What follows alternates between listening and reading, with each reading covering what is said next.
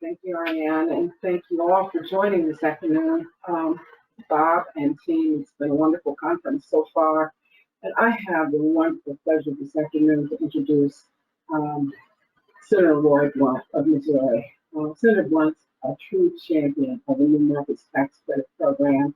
And if I could take just a minute of personal privilege, I can say to you as a Missourian, he is a true champion for our state. Senator Blunt was first elected in 2010, and as Republican Policy Committee Chairman, Senator Blunt was one of the highest ranking Republicans in the Senate. Before his election to the Senate, then Congressman Blunt was one of the youngest members ever elected House Majority Whip. So he's been pressing in leadership and testimony for a very long time.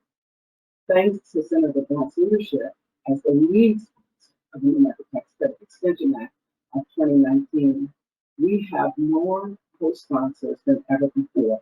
37 senators have signed on. It's a testament to the good work of the program, but it is a huge testament to the hard work, the integrity, the credibility that Senator Blunt brings to the efforts on behalf of the New Markets Tax Credit Program.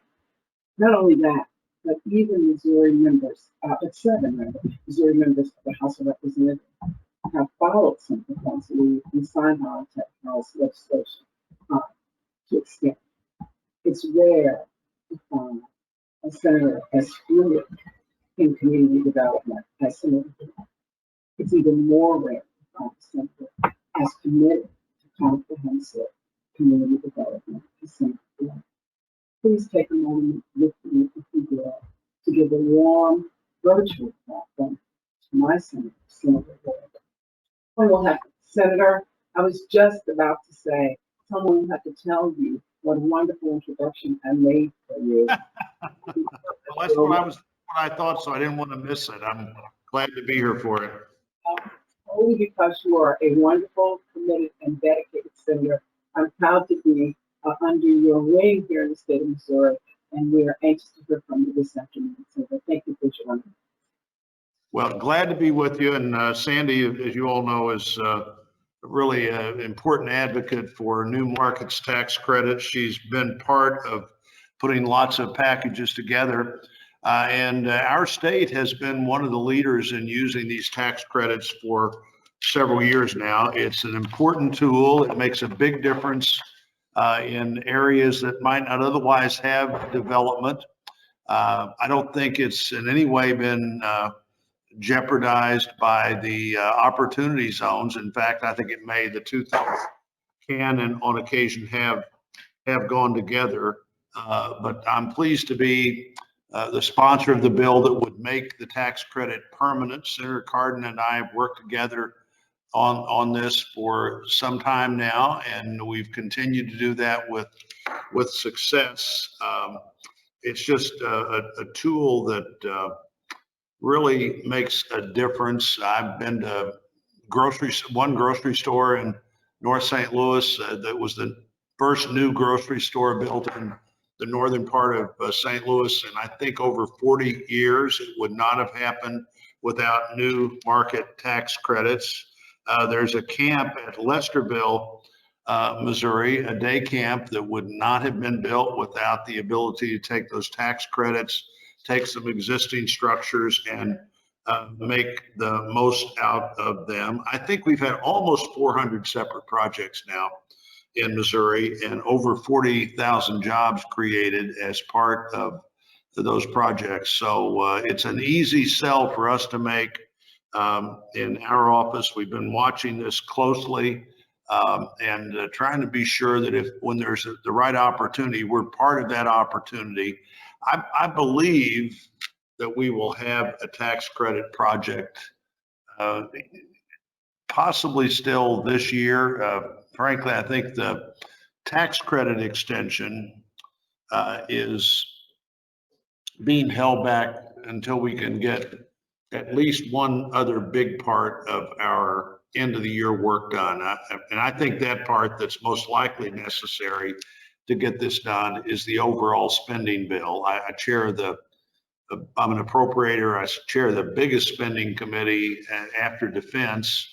And defense has a whole lot fewer things to fight about than the labor, health, and human services and education part of the bill, part of approach has to fight about. But we've worked hard to get our bill together. I think the head of that same committee on the other side, Rosa DeLaura, just became the chairman of the full committee as well. And we're hoping to get that package and to get that package done. If that happens, I think that's the best opportunity for the tax extenders to go along with it. Now, you and I would like the extension of new market tax credits to not be an extension, but to be permanent.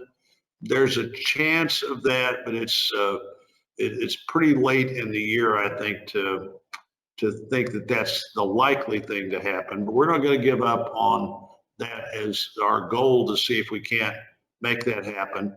I know you're virtually meeting and talking when members are home, and you're talking to them here as well as to why this matters and how you use it. Again, there's nothing more helpful than that. And it doesn't just have to be members, and you all know this so well.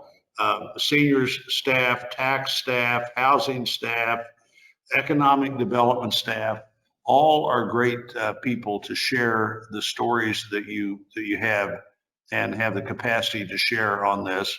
I think better if you're in person, but that's just not happening now. And I think members and staff are looking for ways to connect.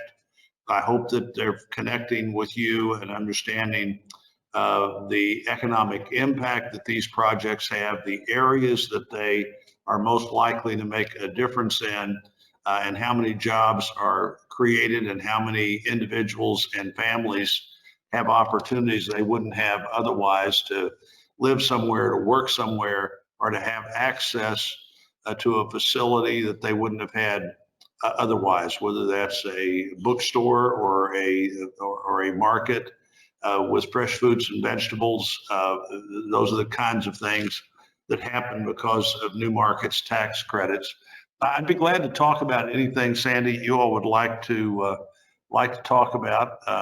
I can certainly predict what's going to happen in the next couple of weeks, but I'm hesitant to do that because you'll remember what I had to say. We're this close to this critically important date of the legislative session ending.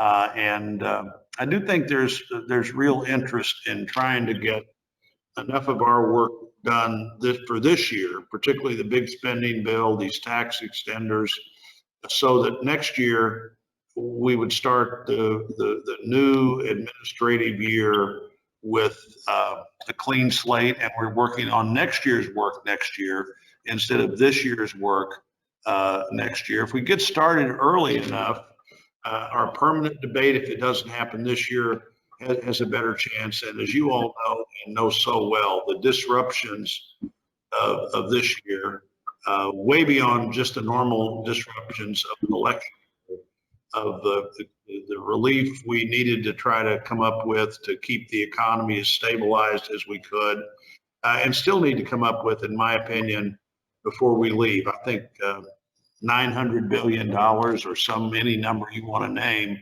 would have more impact if we do it right now than twice that much money we'll have if we don't do it until March or April. And I think if we miss this moment, it's likely that we'd be looking at March for whatever we try to come up with next. And I think we all know that there's about 3 months here of significant negative things happening in the economy because of COVID.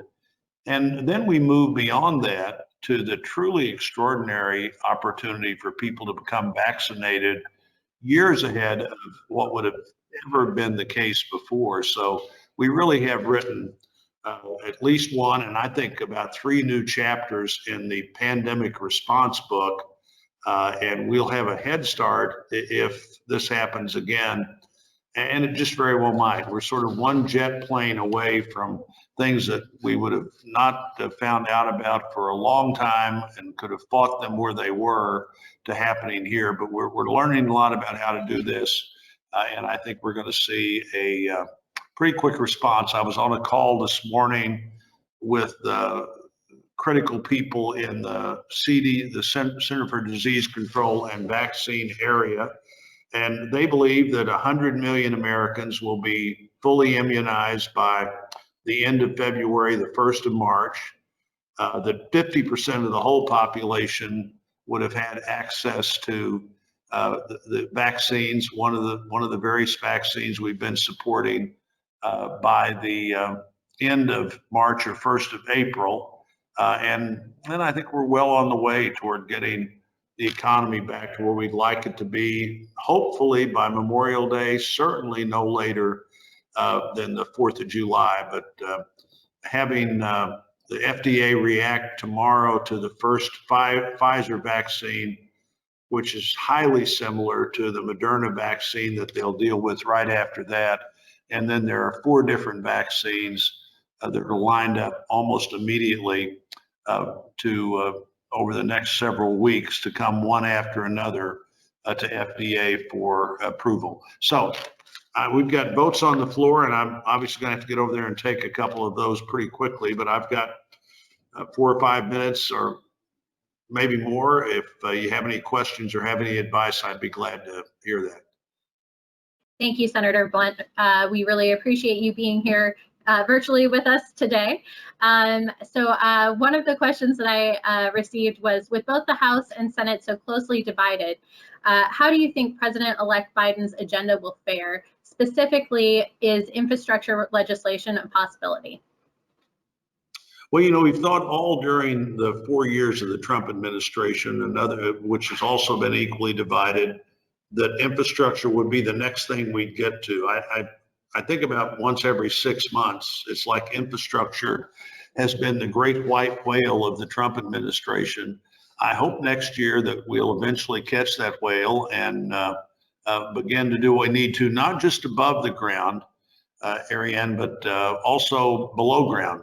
So many ways that people on this call would really understand.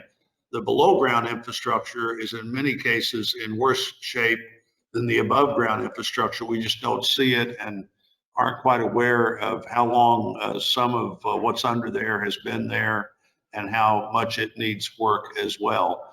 But I hope so. Certainly where I live in Missouri, location is probably our biggest single advantage. The rivers come together, the interstate highways come together.